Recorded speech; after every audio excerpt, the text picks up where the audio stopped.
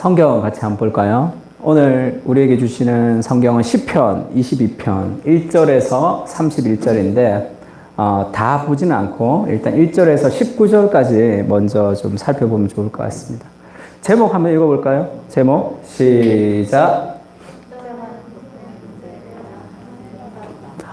십자가는 고통의 문제에 대한 하나님의 해답이다. 그래서 좀 십자가와 고통에 대해 좀 생각해 볼 텐데 시편 22편은 이렇게 시작합니다. 제가 1절 읽고 여러분 2절 읽고 그러면 좋을 것 같습니다. 그 설교 노트에도 기록해 놨어요. 내 하나님이여 내 하나님이여 어찌 나를 버리셨나이까. 어찌하여 나를 멀리하여 돕지 아니하시오며 내 신음 소리를 듣지 아니하시나이까.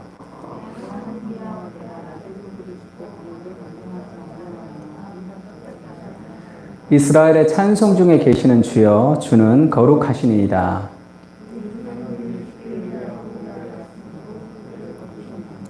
그들이 주께 부르짖어 구원을 얻고 주께 의뢰하여 수치를 당하지 아니하였나이다.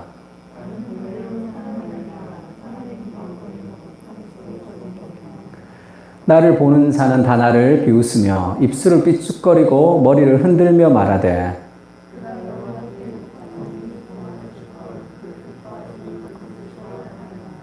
오직 주께서 나를 모태에서 나오게 하시고 내 어머니의 젖을 먹을 때에 의지하게 하셨나이다.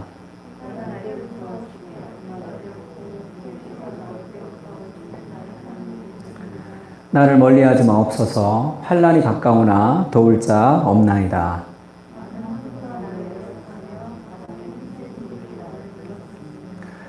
내게 그 입을 벌림이 찢으며 부르짖는 사자 같으니이다.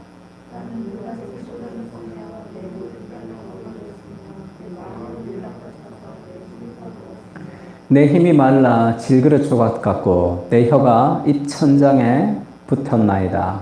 주께서 또 나를 죽음의 진토 속에 두셨나이다.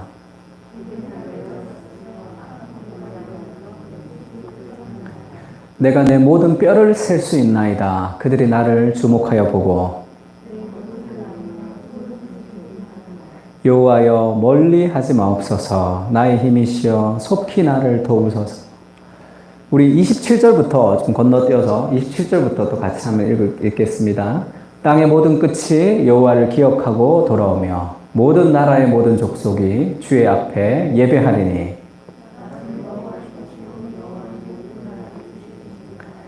세상의 모든 풍성한 자가 먹고 경배할 것이요 진토 속으로 내려가는 자 곧 자기 영혼을 살리지 못할 자도 다 그 앞에 절하리로다.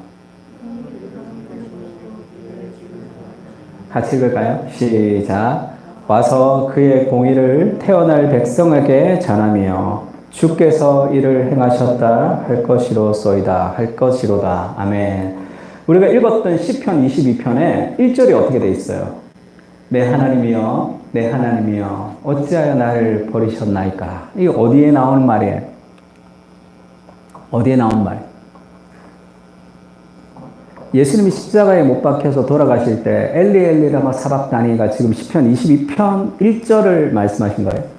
그래서 레온 모리스 같은 그 사람들은 그렇게 얘기합니다.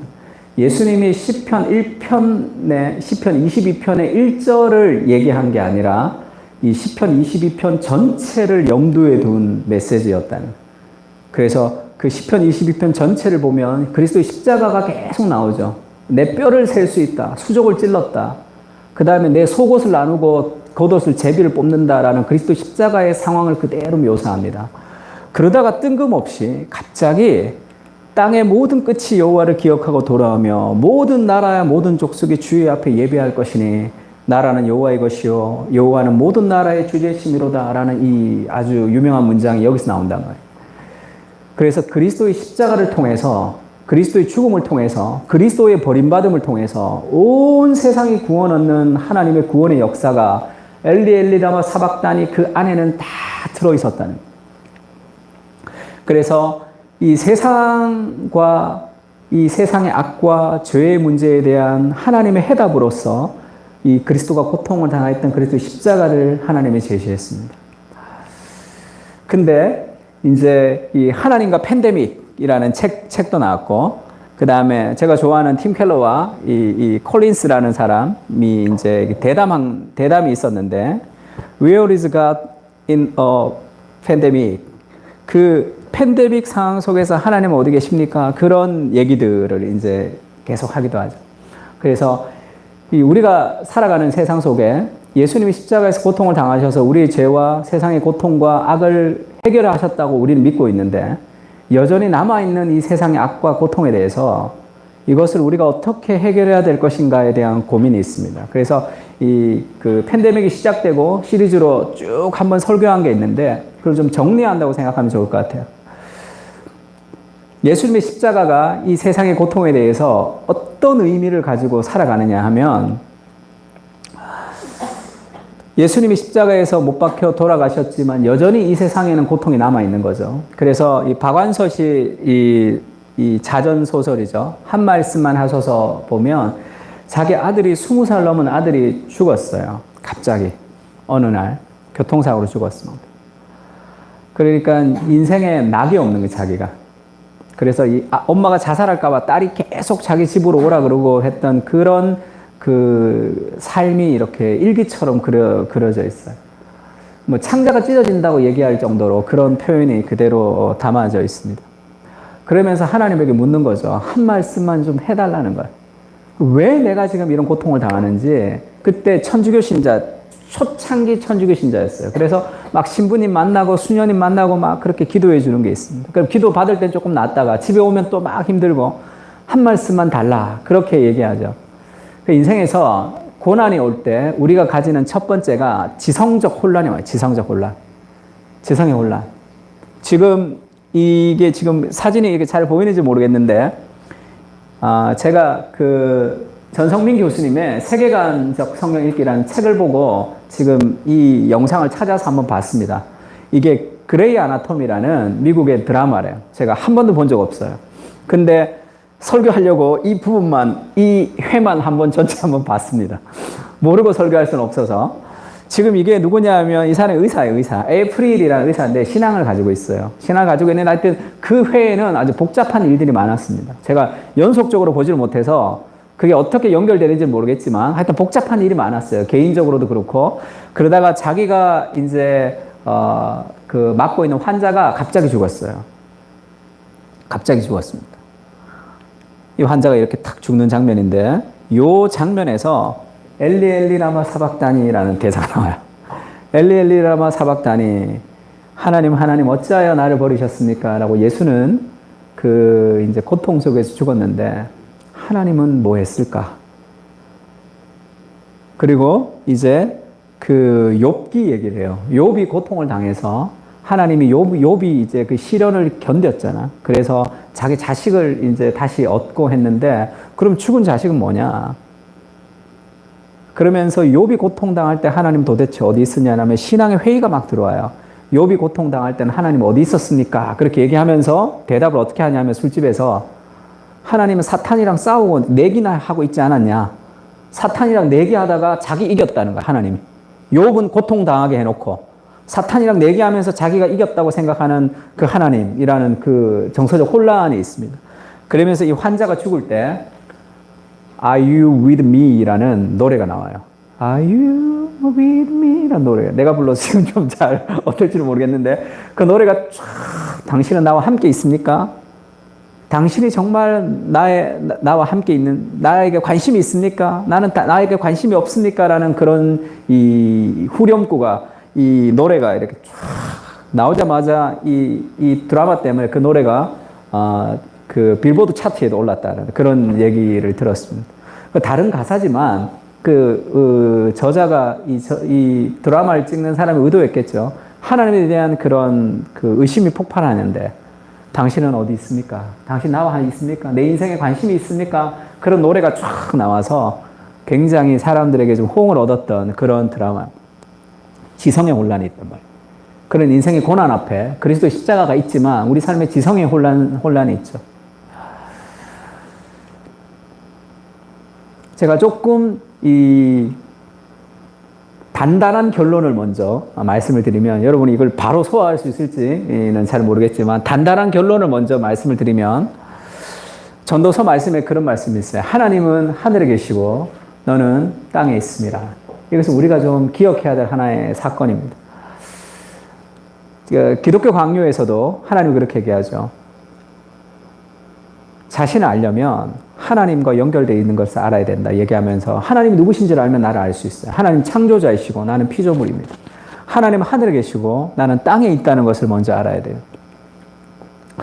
이 폴 브랜드라는 의사가 필립 얀 씨랑 같이 썼던 책 중에 고통이라는 선물이라는 책이 있습니다. 이 사람은 외과 의사예요. 외과 의사인데 고통이라는 것이 인생에게 얼마나 좋은가. 그러니까 우리가 한센병이라고 그러죠. 그것은 고통을 느끼지 못하는 병입니다. 그러니까 고통을 느끼는 것, 고통이라는 것이 힘들지만 고통이 인생에 도움을 준다는 것으로 이 책이 이제 기록되어 있는데 이런 얘기를 해요. 서구인들에게 고통이 그토록 충격적인 이유는 삶의 의미를 쾌락과 개인의 자유를 추구하는 데 두기 때문이다 이런 얘기를 했습니다.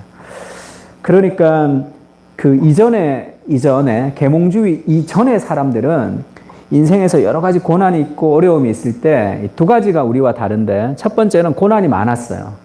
그래서 우리 어머니 시대, 그 할머니 시대에는 10명이 태어나면 한 3명은 죽고 그런 것이 온 집안에 많았죠. 그래서 삶의 고통이라는 것이 늘 같이 있었어. 같이 있었던 것. 그 다음에 두 번째는 내가 모르는 것들이 세상에 많다라는 것을 인정하며 살았던 시대입니다. 그래서 내가 잘 모르는 것이 있어도 뭔가 나보다 큰 세상에 자기를 기이하며 살았던 그런 시대가 있었어요. 계몽주의 이후에 이성이 발달하면서 우리는 고통을 자꾸 멀리하죠. 물질주의 시대이기 때문에 인간의 모든 행복이 물질화되기 때문에 그러면 고통이라는 것은 없어져야 될 거예요. 우리 인생에서. 그래서 고통을 자꾸 없앱니다. 그래서 고통은 없어져야 될 증상으로 보는 거예요. 그것이 계몽주의 이후에 우리가 가지고 있는 첫 번째 착각. 두 번째는 내가 다 이해해야 된다고 생각하는 거예요. 내가 다 알아야 된다고 생각하는 그런 이성우의 시대를 살아가고 있습니다.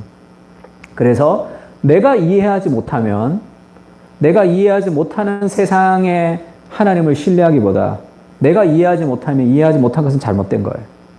그것을 공격하는 거죠. 내가 다 알아야 된다는 나의 이해 속에 뭐가 다 들어와야 된다라는 그 생각. 그래서 그렇게 되지 않을 때 찝찝하고 그렇게 되지 않을 때 뭔가를 잘라내는 그런 시대를 살아가고 있다는. 엘리자베스 엘리엇이라는 짐 엘리엇이라는 선교사님 부인이죠. 짐 엘리엇이 누구냐면 에콰도르에 선교를 갔던 그 5명의 친구들이랑 같이 선교를 갔다가 그 자리에서 죽었죠. 추장 아프리카 사람들에게 에콰도르에 총이 있었는데 총을 꺼내지 않고 그냥 순교했습니다. 그래서 그게 인생의 낭비였다 이런 얘기가 있을 때 그것이 낭비가 아니고 그렇게 했던 유명한 문장들을 썼던 그런 사람이죠. 그 부인이에요. 그 부인이 다시 이제 그 죽은 부인들과 함께 그 에콰도르에 가서 복음을 전하고 그들을 변화시켜서 그 중에 누가 목사가 되고 그런 창이라는 영화로도 만들어졌죠. 근데 엘리자베스 엘리엇은 늘 엘리자베스 엘리엇의 책에는 뭐라 그럴까요? 늘 공통적으로 흐르는 흐름이 있어요. 사람들은 그렇게 생각하죠. 내 남편이 순교했어.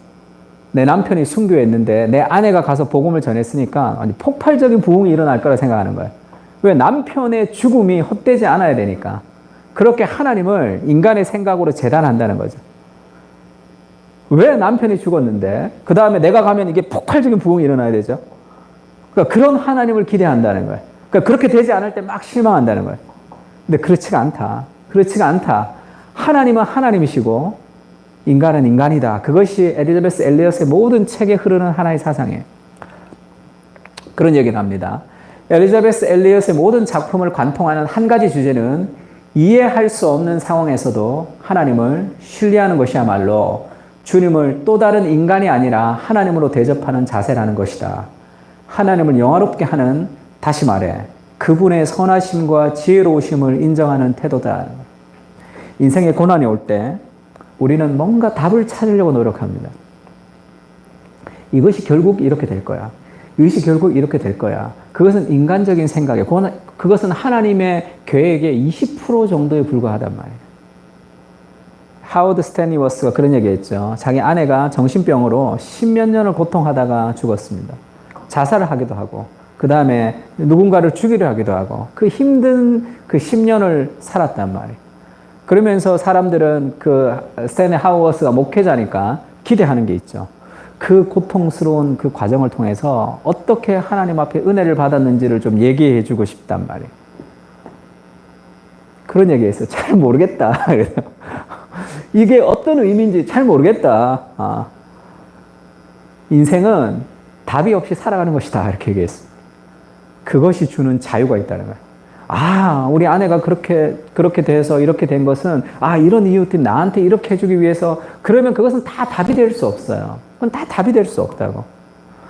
내 영혼을 성장시키기 위해서 우리 아내를 정신병을 만드는 하나님이 될 수도 없잖아.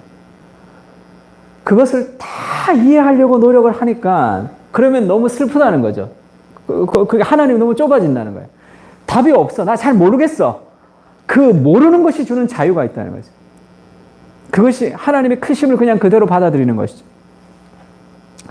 이해할 수 없는 생각 속에 하나님을 신뢰하는 것, 그것이 우리에게 필요한 태도다 이렇게 얘기했습니다. 그러면 목사님, 그럼 너무 기분 나쁩니다. 그럼 너무 기분 나빠. 하나님 하는 거로 내가 그냥 그대로 다 신뢰하라는 거 너무 기분이 안 좋다. 그냥 신뢰하는 것이 아니라 하나님이 우리를 신뢰할 수 있도록 우리에게 뭔가를 주시는데, 욥도 고통을 많이 당했죠. 고통 당하면서 욥이 그렇게 얘기합니다. 하나님 앞에. 주께도 육신의 눈이 있나이까? 주께서 사람처럼 보시나이까? 이게 뭐예요? 무슨 말이냐면, 제가 오늘날의 2021년에 여러분의 언어로 표현하자면, 하나님은 사람이 아니니까 내가 얼마나 힘든지 잘 모르잖아. 이렇게 얘기해요. 내가 지금 얼마나 힘든지 모르잖아. 당신은 모르잖아. 이렇게. 왜냐하면 주께서도 육신의 눈이 있다. 사람의 눈을 가지고 있냐는. 사람이 보는 것처럼 보고 사람이 느끼는 고통을 느끼고 있느냐. 그렇게 하나님에게 그렇게 욥이 얘기했죠.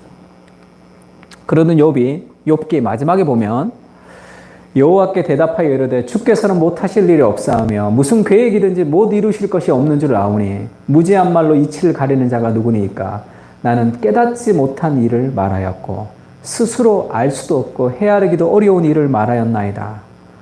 그러면서 자기의 부족함을 깨닫죠. 하나님 앞에 막 욕했던 그 무지를 깨닫고 내가 주께 대하여 귀로 듣기만 하였사오나 이제는 눈으로 주를 배움나이다. 그러므로 내가 스스로 거두어 드리고 티끌과 제 가운데 회개합니다. 이렇게 얘기했어요.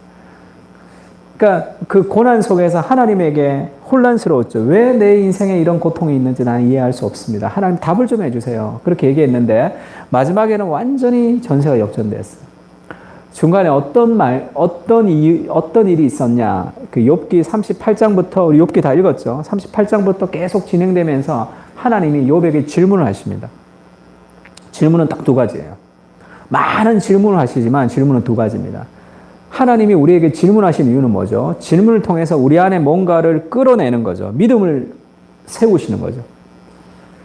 예수님이 내가 무엇 해주기를 원하느냐 이렇게 물었을 때 예수님이 몰라서 묻는 게 아니라 그랬죠. 아담아 어디 있느냐 물으실 때 몰라서 묻는 게 아니에요. 다 인간 안에 있는 무엇을 믿음을 일으키기 위해서 하나님이 질문하십니다. 욥에게도 질문하시죠. 네가 땅에 기초를 놓을 때 천지가 창조될 때 바람이 어디서 부는지 네가 아느냐? 그것이 어떻게 되는지 아느냐? 그거 어떻게 알아? 천지를 창조할 때 몰랐는데. 그 다음에 두 번째는 네가 할 수 있느냐? 네가 이것을 할 수 있느냐? 네가 이것을 아느냐? 그런 질문으로 막 퍼부으세요. 그러면 정답은 뭐예요? 할 수 없지. 그걸 어떻게 할 수 있겠어? 내가 할 수 없고 내가 알 수 없습니다. 그게 인간의 존재죠. 고난의 문제도 똑같다는 거죠. 고난이라는 것이 아주 큰 문제라 인간이 그 고난의 이유를 다 인간의 지성의 한계로는 다 알 수 없는 세계라는 거예요. 내가 이해할 수 없고 내가 할 수 없지만 그 누가 할 수 있다는 거예요. 하나님은 다 아시고 하나님이 다 하신다는 것을 알려주신단 말이에요.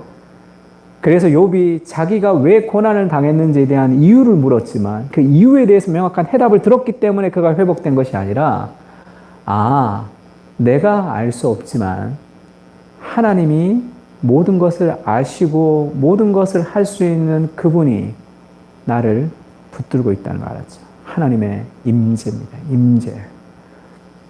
하나님이 나와 함께 하고 있다라는 그 하나님의 임재를 고통 가운데 느끼면서 사람은 지성적 혼란이 해결되는 거예요. 제가 이번 주에 TGC에 글을 하나 썼는데 그리스도의 고난이 우리에게 주는 위로라는 글을 하나 썼어. 그리스도의 고난이 우리에게 어떻게 위로를 주느냐. 팀 켈러가 얘기했던 그 고통을 말하다라는 책에서 하나를 따왔어요. 그리스도가 십자가에서 못 박혀 죽었다는 그 사실이 세상에 가득한 악과 고통을 없애주는가? 그렇지 않을 것이다. 그러나 이 사실은 우리에게 악과 고통이 가득한 세상 속에서 절망하지 않고 살아갈 수 있는 힘을 제공해 주죠. 인간은 세상의 악과 고통이 왜 있는지 정확하게 알 수 없다. 그러나 적어도 어떤 것이 그 이유가 될 수 없는지는 알게 된다는 거죠. 하나님이 우리를 사랑하지 않는다. 우리를 보살피지 않는다. 주님은 인류에게 궁극적으로 행복을 주려고 하지 않는다라고 생각하는 것은 잘못된 거예요.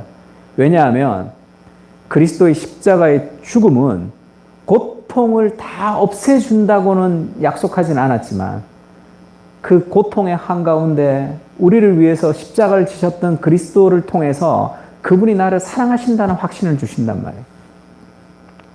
이것은 고난의 이유를 말해주지는 않지만 고난 속에서 하나님이 여전히 우리를 사랑하신다는 사실을 명확히 이야기하고 있다. 어쩌면 하나님이 고난의 이유를 다 알려주신다 해도 유한한 인간의 지혜와 지식으로는 도저히 이해할 수 없을지 모른다. 어린아이와 부모의 관계를 생각해봐라. 3살짜리 아이는 부모의 행동이 이해되지 않을 수도 있다. 하지만 다 알 수 없어도 부모가 자신을 사랑하는 줄을 신뢰하면 아이가 두려움 없이 살아갈 수 있죠. 그것이 고통받는 세상 속에 여전히 고통이 있는 세상의 한가운데서도 그리스도의 십자가가 우리의 삶의 고난의 해결책이 되어주는 핵심입니다. 고난을 다 없어지진 않지만 그것은 마지막 날에는 완전히 다 없어질 겁니다. 그러나 고난의 한가운데 우리는 살아가고 있지만 왜 내게 이런 고통이 있는지 우리가 질문해도 대답이 없지만 그 고난 속에서 우리와 함께 하시는 그 그리스도의 십자가, 그리스도의 고통당하심을 우리가 기억하면 그 고난 속에서 하나님을 신뢰할 수 있는 거죠. 다 이해할 수는 없어도. 그래서 그리스도의 십자가는 이 고통하는 세상에서 우리가 아까 고난의 문제, 지성적인 혼란을 그리스도의 십자가의 사랑이 우리를 해결해 주는 거죠. 완벽하게 다 알지 못해도 하나님을 신뢰하는 것이 믿음이라는 것을 보여줍니다.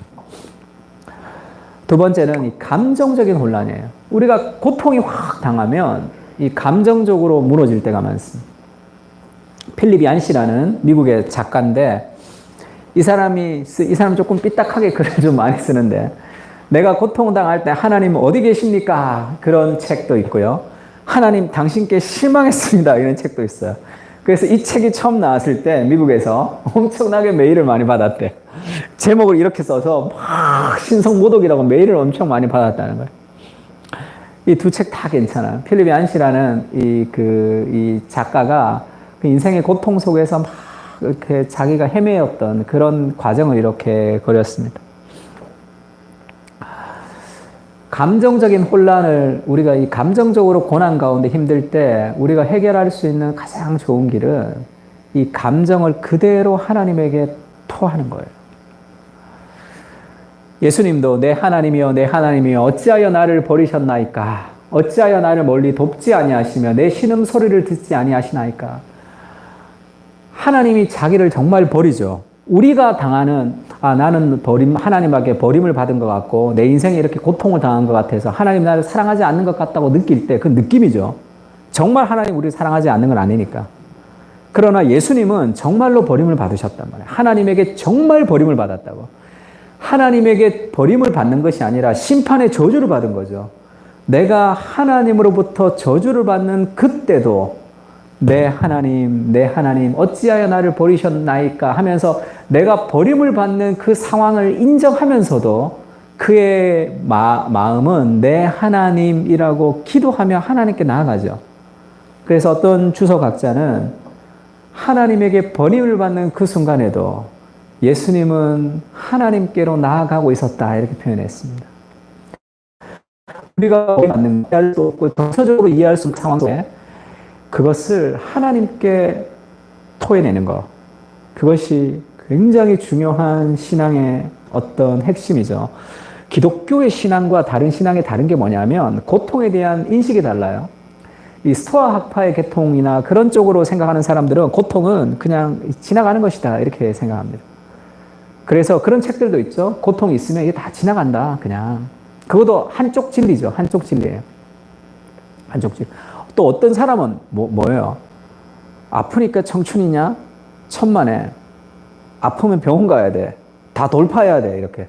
그건 세속적인 세계관을 갖고 있는 사람들은 고난을 돌파해야 되는, 고난을 나를 성장시키는 과정이라고 생각해요. 그래서 그걸 돌파해야 된다 이렇게 얘기합니다. 근데 다 진리의 파편에 불과해요. 다 파편이라고. 성경은 고통을 아파하는 것, 고통을 아파하고 고통을 슬퍼하는 것을 장려하죠. 왜냐하면 고통이라는 것은 원래 있어서는 안 되는 것이 끼어 들어온 거죠. 세상 속에 죄로 인해서. 성경은 고통을 아파하고 고통을 원통해하고 고통을 우리가 고통을 고통스러워하는 것을 인정합니다. 그것이 굉장히 중요하죠. 회복에 굉장히 중요한 것은 내 감정적 아픔을 그대로 하나님께 토로할 수 있어야 돼요.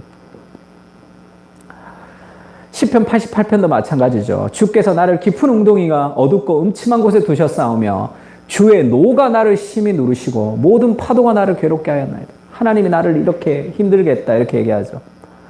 내가 어릴 적부터 고난을 당하여 죽게 되었사오며 주께서 두렵게 하실 때에 당황하였나이다. 이 사람은 평생이 굉장히 고난을 당했다. 어릴 적부터. 주의 진노가 내게 넘치고 주의 두려움이 나를 끊었습니다. 이런 일이 물같이 종일 나를 애우며 함께 나를 둘러쌌나이다. 너무 힘든 고통이 내 평생에 있었다는 거예요. 마지막에 88편 18절 이렇게 끝나죠. 주는 내게서 사랑하는 자와 친구를 멀리 떠나게 하시며 내가 아는 자를 흑암에 두셨나이다. 이렇게 시편이 끝이 나요. 주는 내게서 사랑하는 자와 친구들을 멀리 떠나게 하시며 내가 아는 자 할 때 이 아는 자가 이 친구라는 말이에요. 주님께서 내 친구를 다 떠나게 했잖아요. 고통 속에서. 그래서 내 친구는 흑암이 내 친구예요. 이렇게 얘기하는 거예요, 지금. 이게 하나님을 좀 조롱하고 있는 거죠. 하나님을 조롱하면서 시편이 끝이 납니다. 하나님이 너무 나를 고통스럽게 해서 내 친구들 다 떠나고 흑암이 내 친구다. 이렇게 시편이 끝이 나요. 팀 켈러가 이 설교를 하면서 그렇게 얘기하죠. 너무 당황스럽다는 거죠, 설교자로. 이 시편이 이렇게 끝나버리니까 하나님을 놀리면서 조롱하면서 끝이 나버리는 거 시편이. 이 밑에 더 있어야 되는데 할렐루야 하나님께 회개했다가 있어야 되는데 없으니까. 그러면 이게 왜 성경에 들어와 있냐는 거지. 이게 왜 성경에 들어와 있지? 이게 설교자에서 제일 당황스러워. 데릭 키너러라는 이 시편과 전도서 잠언을 쓴 주석가가 있습니다. 데릭 키너러가 이것을 해석하면서 그렇게 얘기했습니다. 하나님은 인간이 고통당할 때 어떻게 말하는지 그 모든 것을 이해하시는 분이시다. 그렇게 주석을 했어. 지금 너무 고통스러워서 하나님을 조롱하는 그 조롱, 인간이 고통당할 때 그가 얼마나 힘든지를 하나님이 다 이해하시는 분이시라는 거예요. 하나님이 그 넓은 가슴으로 그들의 불평과 그들의 고통을 하나님이 안아주시고 기다려주시는 분으로 묘사하는 거죠. 인간은 그 고통 속에서 감정적으로 그 감정을 토로해야 돼요. 그것을 하나님께 토로합니다. 하나님이 싫다거나 하나님을 저주해도 괜찮아요. 그게 하나님께로 향할 수 있다면 그것은 우리의 삶에서 승리하는 겁니다. 고난 속에서 마귀는 우리를 하나님으로부터 멀어지게 하죠. 그래서 정말 내가 하나님을 저주하는 것도 내 마음이 하나님께 있기 때문에 그래요. 하나님이 왜 그러시냐는 것도 내가 하나님께 마음을 두기 때문에 하나님을 향해서 저주하는 거죠. 정말 하나님에게 마음이 없으면 기도 안 한단 말이에요. 그냥 살아가는 거예요. 그것이 마귀가 승리하는 것이고 우리가 이해가 되지 않기 때문이죠. 내 감정이 이해가 되지 않기 때문에, 이성이 이해가 되지 않기 때문에 하나님에게 쏘아붙이는 그 감정의 토로를 하나님은 기뻐하신다는 말이에요. 그래서 우리가 하나님을 저주하고 하나님을 분노하고 다 괜찮아요. 우리 삶에 이해할 수 없는 그런 아픔이 왔을 때 그것이 하나님께로 그것을 쏟아야 돼요. 엘리야가 로뎀나무 아래서 죽기를 간구할 때가 있었죠. 850대 1이라는 그 싸움을 갖추고 이제 하나님 나라가 될 거라고 생각했는데 세상이 달라지지 않았어. 내가 그렇게 힘을 썼는데 세상은 여전히 달라지지 않고 이사벨이 자기를 죽이려고 하니까 이건 뭐야. 완전히 낙심해서 로뎀나무 아래에서 그가 쓰러져 있습니다. 하나님의 입장에서 얼마나 답답할까. 하나님의 크신 계획을 알지도 못하고 멍청한 인간아 일어나라. 지금 네가 여기서 자빠져서 지금 죽기를 구하냐. 정신 차려라 이놈아. 하나님의 크신 계획 아래서는 그게 완전히 오해하고 있는 거죠. 그렇게 하나님이 그를 다루지 않고 하나님의 천사, 저는 이것이 성육신 전의 그리스도라고 생각하는데 본즉 머리맡에 숯불에 구운 떡과 한 병 물이 있더라. 이에 먹고 마시고 다시 누웠더니 여호와의 천사가 또 다시 와서 어루만지며 이르되 일어나 먹어라. 네가 갈 길을 다 가지 못할까 하노라 하는지라. 이게 뭐죠? 하나님은 인간의 연약함을 아시는 거예요. 인간이 완전히 낙심되면 충분히 회복해야 될 시간이 필요하다는 걸 하나님 아시는 거죠. 그래서 하나님 오셔서 지금 뭐를 먹인단 말이야. 야, 이거 좀 먹어라. 그래야 좀 힘을 날 거 아니냐. 그래 좀 힘이 나고 뭐가 좀 시간이 흐르고 뭐가 좀 괜찮아져야지 하나님의 산 호렙까지 네가 걸어가야 되지 않겠냐. 그래서 하나님이 여기를 기다려주잖아. 그걸 먹이신단 말이에요. 그리고 하나님이 어루만져 주시죠. 실패한 베드로에게도 예수님이 숯불을 구워서 조반을 먹어라 그렇게 얘기하죠. 하나님은 인간의 정서가 얼마나 연약한지. 그래서 고난을 당할 때 그렇게 얘기하는 사람들이 있어요. 고난을 당한 사람들에게 어떤 조언을 해서는 안 된다는 거예요. 고난을 당할 때는. 그냥 같이 울어만 줘야 된다. 그것도 한쪽의 진리에 불과해요. 한쪽 진리에 불과해요. 예수님이 나사로가 죽었을 때 마르다와 마리아가 쫓아와서 똑같은 질문을 하죠. 예수님이 계셨으면 우리 오라비가 죽지 않았을 것이다 할 때 마르다에게는 설명해 주죠. 나는 부활이요 생명이니 나를 믿는 자는 죽어도 살겠고. 왜? 걔는 설명해 줘야 되는 애야. 걔는 그 고통 속에서 설명이 필요한 애고. 마리아가 왔을 때 어떻게 하죠? 같이 예수님이 그냥 울어주시죠. 걔는 같이 울어줘야 된단 말이에요. 그 적절한 균형이 필요하죠. 그냥 한쪽으로 우리는 무조건 울어줘야 돼. 무조건 해줘야 돼. 그것이 아니라 이 전인적인 인간은 전인적으로 뭔가가 필요하단 말이에요. 함께 울어주는 것도 필요하고 알려주는 것도 필요하고 그 적절한 상황에서 적절한 것들을 하나님 우리에게 해주시는 분이죠. 인간이라는 것은 육체적으로도 회복해야 되고 정서적으로도 회복해야 돼. 그래서 아무리 영적으로 충만해도 육체적으로 피곤하면 그것은 잘 안 된단 말이에요. 그러면 쉬어야 돼요. 그러면 하나님이 그 쉬기를 원하시는 거죠. 하나님이 우리가 고갈된 이 삶의 정서를 다 안아주시는 분이시다는. 그래서 그 고통과 아픔을 우리가 표현하는 것, 그것이 잘못되지 않았다는 것을 이해할 필요가 있습니다. 그리고 또 한 가지, 예수님이 겟세마네에서 그렇게 얘기하시죠. 마음이 심히 고민하여 죽게 되었으니 너희는 여기 머물고 깨어 있으라 하시고, 그러면서 제자들에게 예수님의 마음을 나누시죠. 우리가 정서적인 고난이 있을 때 하나님에게 우리의 마음을 토로하는 것, 그리고 가장 신뢰하는 사랑하는 사람들에게 우리의 고통과 어려움을 나누는 것이 중요해요.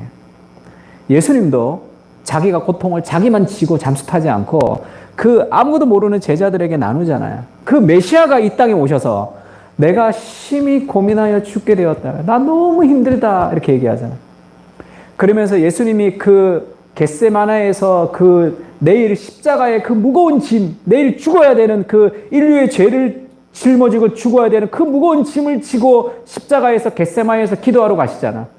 제자들은 아무것도 모른다고. 근데 걔네들 데리고 간다면 예수님이.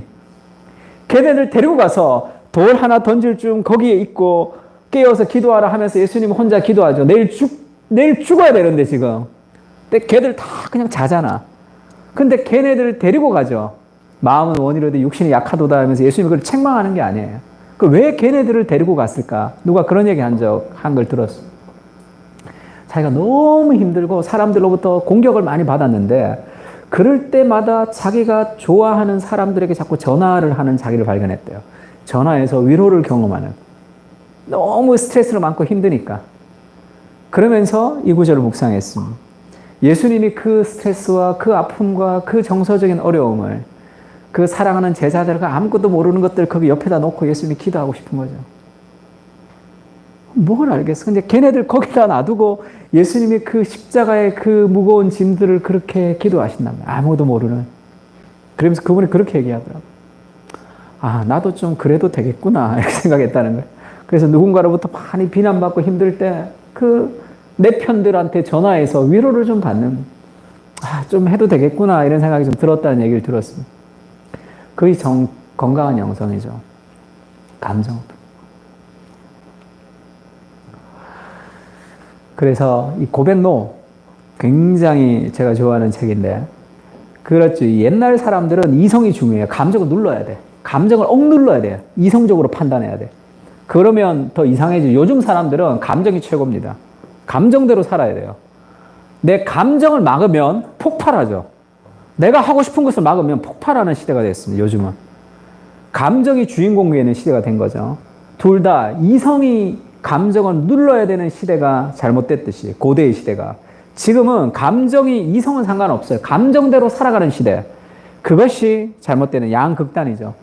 그러면 우리는 감정을 어떻게 해야 되냐? 이 감정을 하나님 앞에 재조정해야 된다고 얘기했습니다. 그래서 자매들도 마찬가지예요. 감정대로, 다운되는 대로 계속 감정이 이끄는 대로 내가 나를 맡기면 안 돼요. 감정을 하나님께 가지고 나가야 돼요.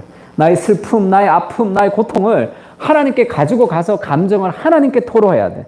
그리고 내가 정말로 신뢰하는 사람들에게 감정을 토로하면서 감정이 재조정될 필요가 있습니다. 어거스틴의 고백록인데 이 그림을 보면 이게 하트예요. 심장, 마음이죠. 여기가 빛이 들어오는 걸로 봐서, 베리타스, 이 진리의 빛이 들어오는 걸로 봐서 이 빛이 들어오면 창문이 열렸다는 거죠. 그러면 이 불꽃의 방향이 어디로 가야 돼요? 원래 이렇게 가야 되잖아. 바람 부는 대로. 근데 바람이 부는 반대 방향으로 그의 마음이 이렇게 불타죠. 그의 지성도 불타고 그의 마음도 불타서 이 진리에 내 감정이 지금 재조정된다는 그런 의미가 그 속에 담겨져 있습니다. 고백록. 그래서 고백록 한번 읽어보면 자기 감정을 하나님께 그렇게 표현하는 장면들이 많습니다. 이것이 이 고통 속에서 우리 감정의 문제를 해결하는, 그게 그리스도의 십자가가 우리를 가능하게 해주는 거죠. 우리와 같이 고통을 아시는 분이다. 그래서 이사야서에는 예수님에 대해서 어떻게 얘기합니다. 그는 질고를 아는 자다 이렇게 얘기하죠. 그는 고통을 아는 자야. 그러니까 그 예수님에게 우리를 토로할 수 있잖아요. 하나님, 당신은 사람의 눈을 가지고 있습니까? 욥이 그렇게 고백했어요. 당신 사람이 아니니까 내가 얼마나 고통당하는지 모르지 이렇게 얘기했다고. 그 욥이 마음 편하게 기도할 수 있는 대상이 그리스도죠. 내가 너의 고통을 다 이해하고 다 안다. 우리가 당하는 어떤 고통도 그리스도의 고통보다 더 큰 고통은 없습니다. 그걸 다 당하신 그분이 우리에게 있는 거죠. 그러니까 우리가 그분에게 그것을 토로하며 이야기할 수 있습니다. 세 번째는 의지의 혼란을 우리가 균형을 잡는 거죠. 지성적으로 고통당할 때 우리가 혼란스러운 거, 하나님을 신뢰하고, 감정적인 혼란도 그리스도의 십자가를 통해서 우리가 그것을 해결할 수 있습니다. 세 번째는 의지의 혼란이에요. 사실 지정의가 딱딱 나눠지지는 않습니다. 나누어서 얘기하자면 이건 동시다발적으로 이루어지는 거죠. 마태복음 26장 39절에는 같이 한번 읽어볼까요? 조금 나아가사 시작.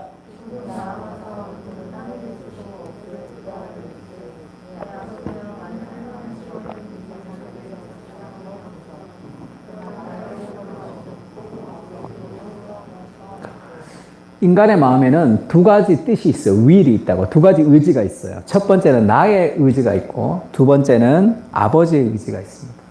예수님, 인성을 가진 예수님에게도 나의 원과 아버지의 원이 있었죠. 이것이 갈등을 일으켰다고. 나의 원대로 마시고 아버지의 원대로 하옵소서. 이렇게 고백하면서 의지를 복종시키는 과정이 필요합니다. 제가 우리 아들이 이제 그 차를 타면 요즘 이제 중학교 때부터 음악을 틀어요. 무조건. 차를 타면 무조건 음악을 틀어. 그래서 팝송부터 시작해서 멜론 그 이제 1등부터 쭉 다 됐습니다. 또 멜론은 또 추천해 주는 게 있어요. 잘 듣는 걸 추천해줘. 그럼 그걸 늘 듣고 새로운 노래를 이제 늘 들어요. 아빠 이 노래 어때? 그러면 별로 좋지 않아도 사춘기 아들과 소통하기 위해서 아 좋다 이 노래 작곡가가 누구냐 이렇게 물어봐요. 물어보고 까먹지. 그 다음에 또 물어보냐고 자꾸 그러는데. 빅뱅 노래를 좋아하는데 빅뱅 노래 중에 그 지드래곤이 부르는 삐딱하게라는 노래가 있어. 삐딱하게. 가사가 다 기억나지 않지만 여자친구랑 헤어졌던 것 같아. 그래서 영원한 건 절대 없어. 이제 네가 나를 배신했어. 그러니까 어때? 감정적으로 힘드니까 오늘은 내가 삐딱하게 그냥 하겠다는 거야. 영원한 건 없고 네 사랑이 깨졌어. 그래서 오늘 감정이 너무 힘들어. 그래서 오늘 밤에 나는 삐딱하게 그냥 막 살아갈 거야. 이렇게 얘기한다고. 이 감정이 흔들리면서 자기 의지가 그냥 그렇게 따라가는 거죠. 너무 속상하니까 나 오늘 삐딱하게 갈 거다. 이렇게 얘기하는. 스트레스 받으면 나는 많이 먹을 거다. 뭐. 그렇게 자기의 삶을 가져가는 거죠. 근데 예수님이 그 삶의 그 의지를 아버지의 뜻에 맞춘단 말이에요. 어떻게 이렇게 가능하냐. 그럼 우리가 이제 그 내 뜻과 아버지의 뜻이 있을 때 내 뜻을 누르고 아버지의 뜻을 순종하기 위해서 어떻게 하냐면 막 기도한단 말이에요. 기도. 아버지의 뜻에 순종하기 위해서 막 내 의지와 아버지의 뜻을 막 충돌시켜. 그러면 금욕주의가 되죠. 그 율법주의가 된다. 그렇게는 절대 이길 수 없어요. 내가 하고 싶은데 그거를 안 하면 어떡해? 그럼 병나요. 예전에 제 청년부 있을 때 그 명품 좋아하는 자매가 있었어요. 근데 이 결혼하는데 신랑이 약간 재정적으로 조금 이렇게 받쳐주지 못하는 신랑이었어. 그러니까 결혼할 때만 딱 명품 한번 사겠다. 그렇게 얘기해요. 목사님 한 번만 용서해달라고. 자기가 결혼할 때만 이 딱 사고 절대 안 사겠다고. 그랬는데 사러 갔더니 완전 비싼 게 있었다는 거예요. 그걸 사고 싶은데 그것도 너무 비싸니까. 또 신앙적으로 또 배우긴 했고 그러니까 갈등이 뭐 심한 거야. 그러다가 3일을 알아 누워버렸어. 너무 사고 싶으니까 알아 누워버리더라고. 그 결혼할 친구가 사줬어. 결국 사줬다. 지금 어떻게 살아가는지 잘 모르겠습니다. 그러니까 그렇게 싸우는 게 아니야. 그렇게 싸우면 결국 지게 된단 말이에요. 우리의 의지가 그렇게 복종되는 게 아니라고. 내가 여호와께 바라는 한 가지 일 그것을 구하리니 곧 내가 내 평생에 여호와의 집에 살면서 여호와의 아름다움을 바라보며 그의 성전에서 사모하는 그것이라. 우리가 그리스도의 십자가의 그 사랑을 깊이 기억하고 그 그리스도를 인격적으로 만날 때 우리 인생의 아름다움의 순서가 변화돼요. 제가 요즘 당뇨라 우리 아내가 그 야채를 이렇게 해줍니다. 과일, 야채 이런 걸로 이제 식사를 주로 하는데 처음에는 아무 맛도 없었어요. 아무 맛도 없었어. 그게 입맛이 안 되니까. 지금은 뭐 드레싱을 하나도 뿌리지도 않아요. 드레싱 뿌리면 그 야채 고유의 맛이 좀 사라져 버린다. 옛날에 맛있는 드레싱. 그래서 초밥도 잘 못 먹는 애들은 간장 맛에 먹잖아. 이렇게. 초밥 정말 좋아하는 사람들은 완전 비려 터진 거 이런 거 먹죠. 완전 비린내 나는 거. 저도 어느 목사님이 그 부산에 가서 굉장히 이렇게 귀한 그 초밥 대접해 주신다고 갔는데 너무 비려서 못 먹겠더라고. 좋아하는 사람은 다 그런 거 먹죠. 저는 간장 맛에 먹는데. 맛이 바뀌는 거죠. 아름다움이 바뀌는 거예요. 그때 우리의 의지를 극복할 수 있습니다. 쉽게 얘기하면 나보다 더 사랑하는 대상이 필요한 거예요. 예수님이 자기의 목숨보다 나를 더 사랑하셔서 자기의 목숨을 기쁘게 우리를 위해 주셨잖아요. 그 사랑을 좀 깊이 좀 기억하면 내 평생에 그런 사랑이 어디 있습니까? 세상의 모든 사랑은 다 한계가 있어요. 그 사랑을 깊이 경험하면 내가 하나님을 위해서 헌신하는 그것이 하나님의 사랑에 비해서는 아무것도 아니라는 거예요.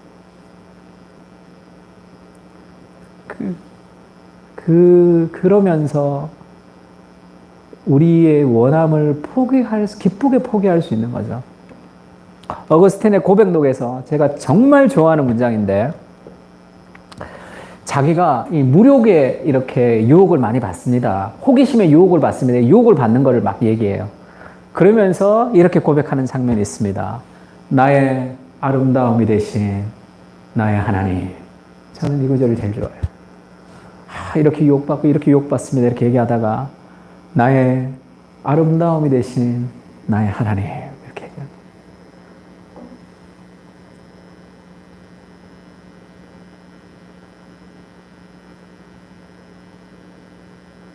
삶의 가장 귀한 미적 감각이 바뀌는 거죠. 그러면서 나는 이것들로 인하여 당신께 찬송을 드리며 찬양의 제사를 올립니다. 그렇게 얘기하고 그 세상에 있는 아름다운 것들이 전혀 아름답지 않습니다. 하나님이 가장 아름답습니다. 고백하고 또 그렇게 마지막에 그렇게 고백하죠.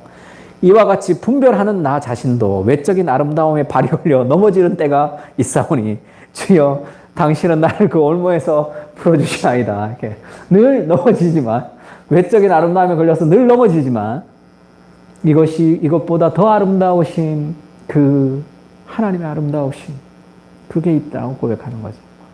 그때 우리의 의지가 자발적인 사랑으로 극복되는 거예요. 막 이렇게 내 의지와 싸우는 게 아니고 그게 복음이 아니라 내 평생의 소원이 그 하나님의 아름다움에 내가 맛보고 사는 것이다. 우리도 이렇게 고백할 수 있으면 좋겠습니다. 내가 여전히 넘어지지만 내가 여전히 부족하지만 나의 아름다움이 되신 내 하나님 이것이 우리의 의지를 고백하는 거죠. 막시엘러라는 독일의 철학자 그렇게 얘기했어요. 순교자들이 놀라운 힘을 낼 수 있었던 이유는 내생에 대한 소망이 점점 커서가 아니라 이 땅의 고통 가운데 내생의 소망이 크기 때문에 이 땅을 견딘 게 아니다는 거죠. 순교자들이 극심한 고통을 겪는 내내 하나님의 은혜를 누리는 행복을 경험했기 때문이다 이렇게 얘기했습니다. 이 고난의 의미라는 논문에서 얘기한 거예요. 마찬가지죠. 그리스도 십자가가 어떻게 우리의 고통스러운 세상, 여전히 없어지지 않는 고통 속에서도 우리에게 해답이 될 수 있냐면 다니엘의 세 친구들이 불에 들어갔죠. 그들이 이제 불에 집어넣었습니다. 그 세 친구가 불에 들어갔을 때 성경은 그렇게 얘기하죠. 그때 느부갓네살 왕이 놀라 급히 일어나 모사들에게 물어 이르되 우리가 결박하여 불 가운데 던진 자는 세 사람이 아니었냐 하니 그들이 왕에게 대답하여 이르되 왕이여 옳소이다 하더라. 왕이 또 말하여 이르되 내가 보니 결박되지 아니한 네 사람이 불 가운데로 다니는데 상하지도 아니하였고 그 넷째 모양은 신들의 아들과 같도다. 그 고통 속에 이 불을 막 지펴서 지피는 그 병사가 딸려 들어가서 불타 죽어버렸죠. 그만큼 그 극렬한 불 가운데 이 다니엘의 세 친구들을 확 넣었는데 근데 가만히 보니 거기 4명이 한 명 더 있어. 근데 이 불 가운데로 다니고 불에 타지도 않는 이 한 명은 신의 아들과 같다는 거죠. 우리가 고난을 당하는 그 고난의 한가운데 그리스도의 십자가는 마지막 날에 완전히 고난을 해결해 줄 것이지만 여전히 이 땅은 고난에 남아 있습니다. 이 땅에 고난이 남아 있지만 그리스도의 십자가가 우리의 고난의 해결책이 되는 이유는 우리의 그 고통의 한가운데 우리에게 밖에서 격려하시는 분이 아니라 그가 우리의 고난의 한가운데 들어오셔서 우리와 함께 고난을 당하시고 우리가 당하는 이 모든 고난이 그리스도의 십자가 안에서 다 해결됐다는 것을 알려주시는 거예요. 그래서 우리가 확신하는 게 뭐죠? 우리도 여전히 이 땅에서 남아있는 고난을 당하지만 그것은 절대로 우리를 무너뜨릴 수 없다는 것을 확인하는 거죠. 그 고난 속에 있는 독이 다 빠졌다. 그 고난 속에 있던 그 가장 악독한 사망의 저주가 다 사라져버렸죠. 그리스도께서 다 가지고 가셨다고. 그래서 이 고통의 한가운데 그리스도가 함께 다가오셔서 그리스도의 십자가를 보면서 우리는 기억하는 거죠. 우리가 여전히 이 땅에서 고난을 당할 수도 있지만 이 고난이 우리를 무너뜨릴 수 없어요. 왜냐하면 그 모든 고난의 그 독은 그리스도께서 다 마시셨죠. 엘리 엘리 라마 사박다니. 그 하나님으로부터 버림을 받는 그 심판의 저주를 그리스도께서 다 당하심으로 우리가 고통의 한가운데서 우리가 경험하는 것은 나와 같은 고통을 겪으시고 나와 함께 지금도 나를 위로해 주시는 그 그리스도를 경험하는 것. 그래서 예수님의 이 엘리 엘리 사막다니라는 이 기도와 이 십자가의 고통은 우리의 삶의 고난의 문제에 대한 유일한 해결책이 되는 거죠. 한번 찬양했으면 좋겠는데 오늘 말씀 좀 생각하면서 그리스도의 십자가가 우리는 이해할 수 없지만 그리스도의 십자가를 통해서 하나님 나를 사랑하신다는 것을 확인하며 살아갈 수 있게 해달라고 우리도 여러 가지 삶의 고난과 어려움이 있지만 그리스도의 십자가를 통해서 우리가 그것을 극복하며 살아가는 하나님의 사람이 될 수 있게 해달라고 한번 찬양했으면 좋겠습니다. 무엇이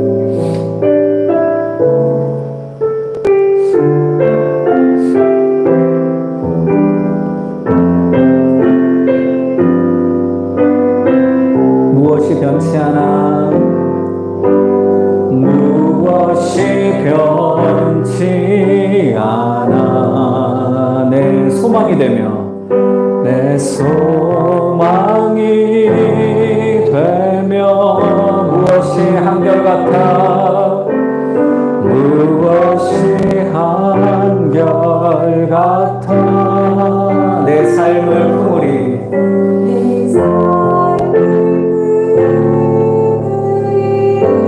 그 누가 날 만족해 그 누가 날 만족해 내 영이 쉬며 그를 기다려 내 영이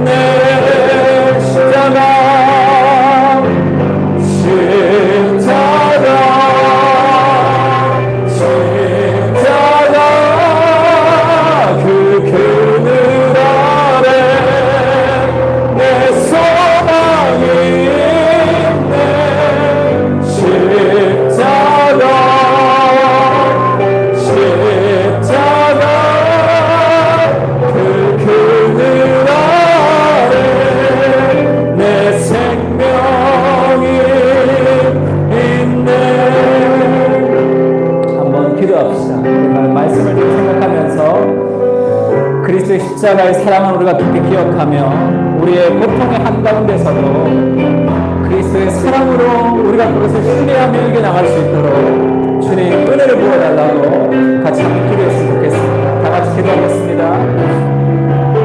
주님 우리의 삶을 하나님 나의 아름다우신 나의 아름다운 되신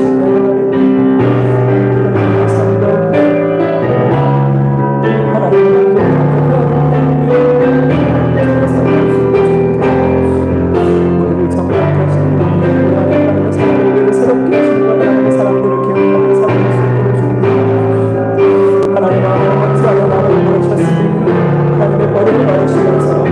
우리 안에 하나님의 가정과 같은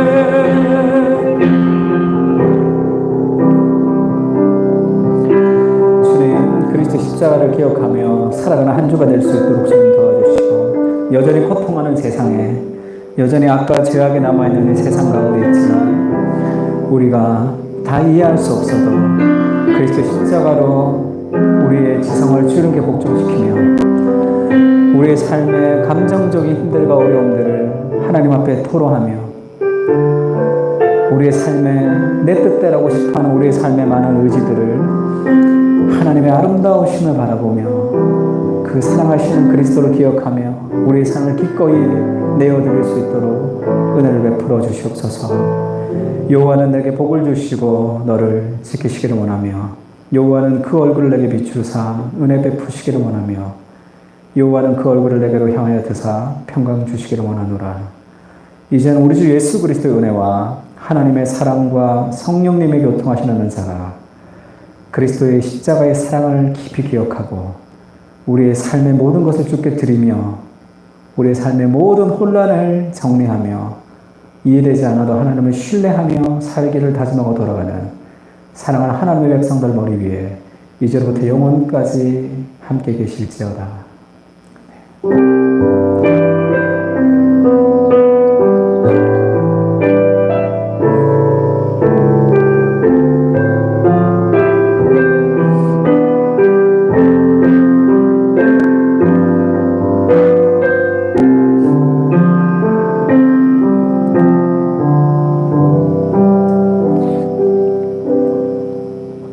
네, 예배 마쳤습니다. 수고 많았습니다.